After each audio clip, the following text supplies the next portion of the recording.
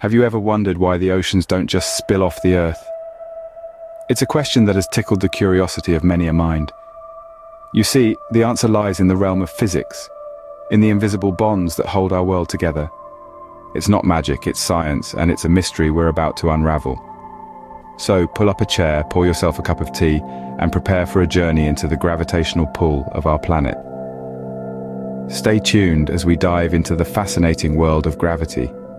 To understand our ocean mystery, first, we must understand gravity. Gravity, my dear friends, is a bit like the hidden puppeteer of the universe. It's an unseen force that pulls objects with mass towards each other.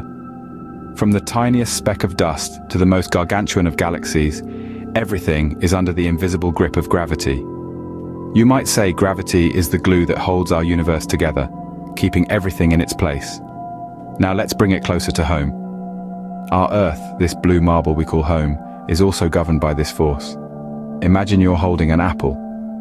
When you let go, the apple doesn't float away, does it? It falls straight to the ground.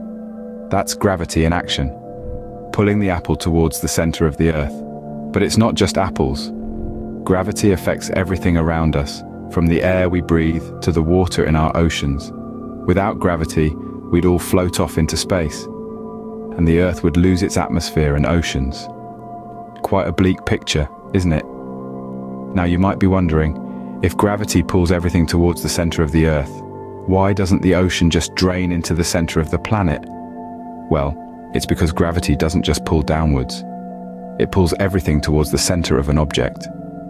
That's why the Earth, despite its surface irregularities, appears round from space.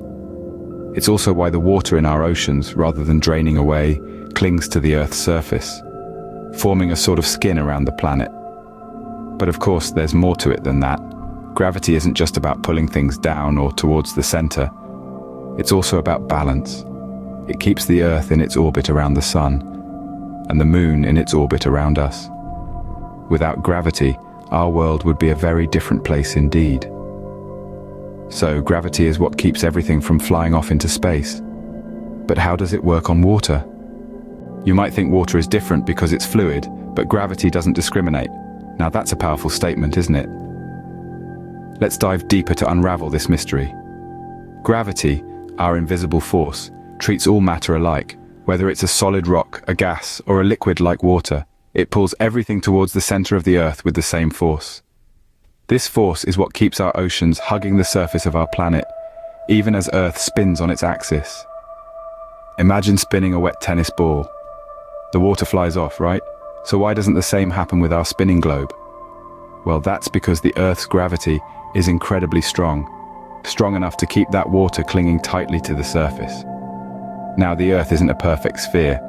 It's an oblate spheroid, meaning it bulges slightly at the equator and is a bit flattened at the poles. Despite this, gravity pulls evenly from all directions towards the center, creating a balance. This balanced pull of gravity keeps the water spread across the Earth's surface, maintaining our vast oceans. But what about the motion of the oceans, the waves and currents? Well, these are influenced by a combination of factors, including the Earth's rotation, wind, and temperature variations. But no matter how much they move, the oceans don't just fly off into space.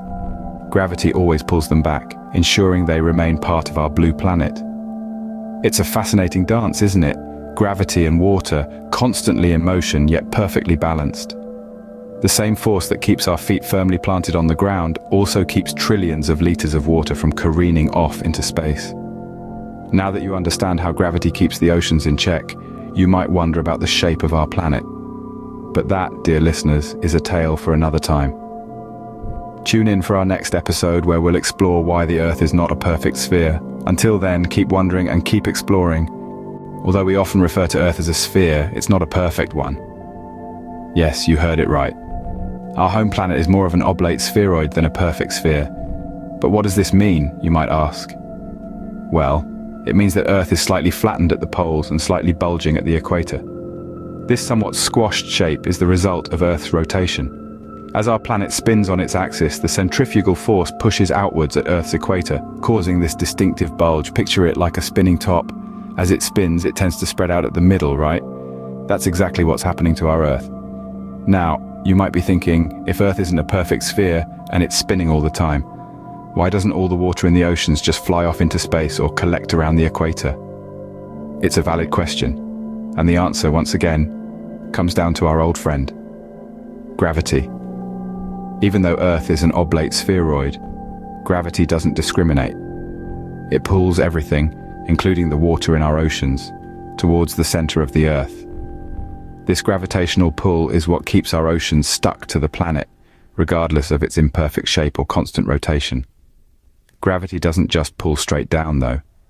It pulls towards the center of mass. For Earth, that's close to the core, not at the surface. So, while the water is being pulled towards the center, it's also being pulled down to the surface, creating the illusion that gravity only works in one direction. In fact, gravity is a bit stronger at the poles than at the equator, due to the Earth's shape and rotation, but not enough to cause any noticeable difference to us or the oceans. Water levels stay relatively the same across the globe, thanks to the balance between gravity and the Earth's rotation. So, even though Earth isn't a perfect sphere, gravity still works its magic on our oceans. And that, dear listeners, is why we don't lose our oceans to the vastness of space. Gravity doesn't just keep the oceans from spilling off, it also influences the tides. One may wonder, how does this happen? Well, let's delve into this fascinating interaction of gravity and the ocean tides. Firstly, let's talk about our moon. Our moon, though much smaller than Earth, has a significant gravitational pull. This pull is particularly strong on the side of Earth that faces the moon, causing the ocean's water to bulge out slightly in that direction. This bulge is high tide. As Earth rotates, different parts of the planet move into this bulge, experiencing high tide. Now, one might think, but aren't there two high tides every day? Absolutely right. The second high tide occurs on the opposite side of the Earth. This happens because the Earth itself is also pulled slightly toward the moon, but the water on the far side is left behind, causing another bulge and hence another high tide. But the moon isn't the only celestial body affecting our tides. Enter the sun, the star at the center of our solar system. The sun also exerts a gravitational pull on Earth, but because it's much further away, its effect is less than that of the moon. However, when the sun, moon and Earth align, which happens during a full moon or new moon, their combined gravitational pull results in even higher high tides, known as spring tides. On the other hand, when the sun and moon are at right angles to the Earth, their gravitational pulls partially cancel each other out, leading to lower high tides known as neap tides. So, you see, gravity plays a much more complex and intriguing role than just keeping our feet on the ground and preventing the oceans from spilling off the Earth.